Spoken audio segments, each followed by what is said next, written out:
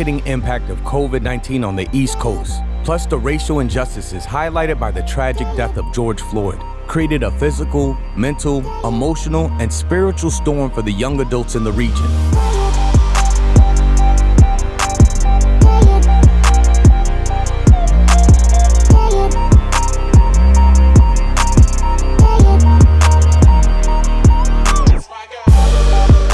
NYC needed a response. Young Life QBS took a stand as a beacon of hope to provide resources and leaders to help bring healing to the city.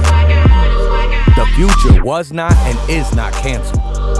This initiative signaled to the city that Young Life QBS is committed to being present, bringing hope, and continuing to invest and transform the lives of all modern adolescents in NYC.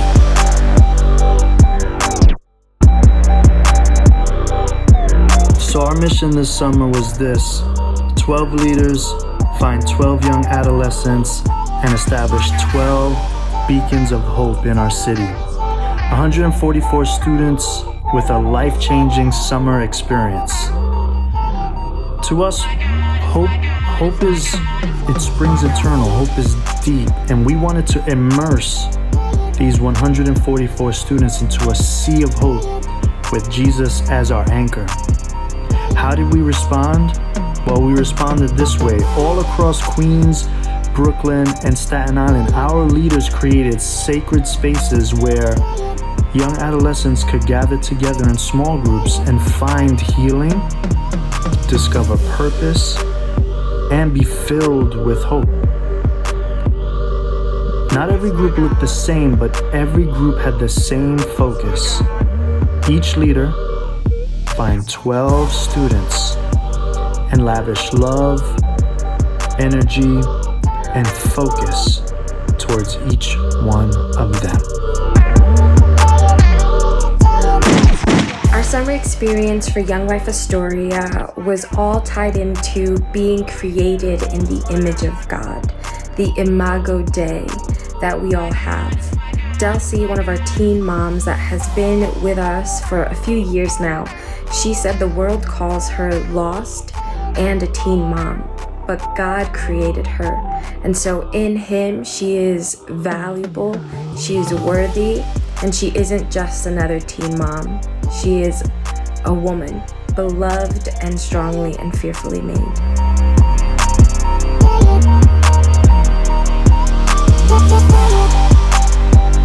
One night this summer, one of our 7th grade students that participates in Wildlife decided to ask everyone what their prayer request was because he wanted to pray for everyone. After everyone had said their prayer request, he then proceeded to pray over each and every single person on the call. It was really amazing to watch this because this was also one of his first times praying out loud, especially in front of other people in the group. We were really grateful to watch this and it was really exciting. A mom found a home for her 2 boys through our summer program. One of the boys, Noel, was sure that it was going to be lame, but then he ended up loving it, and now he's so excited to join us again this fall.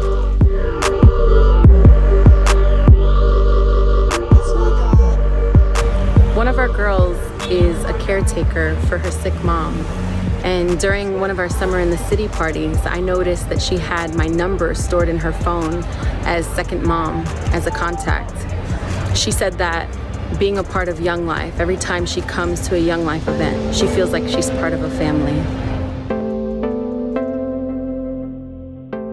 Our summer journey with Mackenzie consisted of learning about the correlation between wholeness and effectiveness.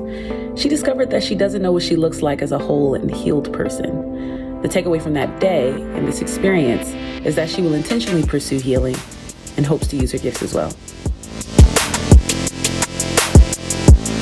Our committee chair, Lawrence Felder, was instrumental in calming a lot of concerns from parents regarding using sports as a tool of ministry in light of COVID-19. He actually led one morning session where the topic was confidence and ball handling, which truly demonstrated both buy-in and support from our board.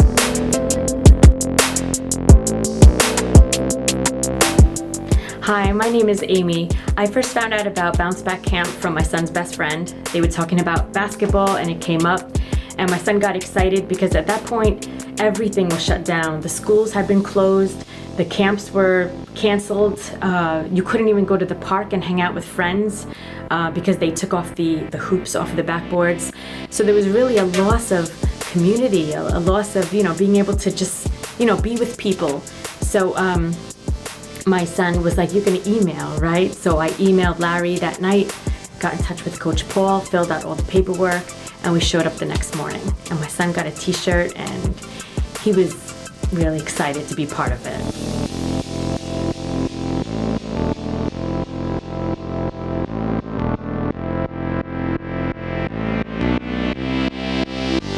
We celebrate all that God has done. This year was not a waste. In fact, this year was a time of growth. We have found purpose in our pain because we have exchanged our hurt for hope. This is just the beginning. The future is not canceled. God is a God of presence. Because He has surrounded us, we can be present. Let's continue to take ground, one heart, one mind, and one life at a time.